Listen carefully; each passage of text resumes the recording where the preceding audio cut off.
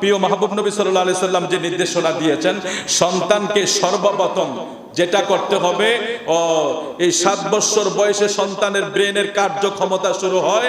নবীজি 1500 বছর আগে এটা বলে গেছেন। আমার নবী বলছেন, যখন বয়স 7 হবে তখন তোমরা তাকে নামাজের জন্য আদেশ করো।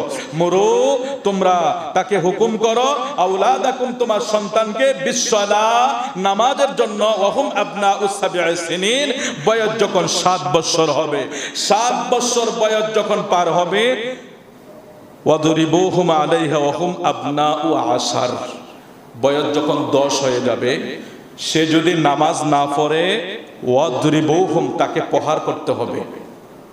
এটা কি আমি বানিয়ে বলতেছি না আমার নবী বলছেন? প্রিয় নবীজির কথা। এই জন্য বলছি গুরুত্বের সাথে এগুলি শুনতে হবে। এটা আবু দাউদ শরীফে আছে এবং অনেক গুরুত্বপূর্ণ হাদিস। আজকে আমার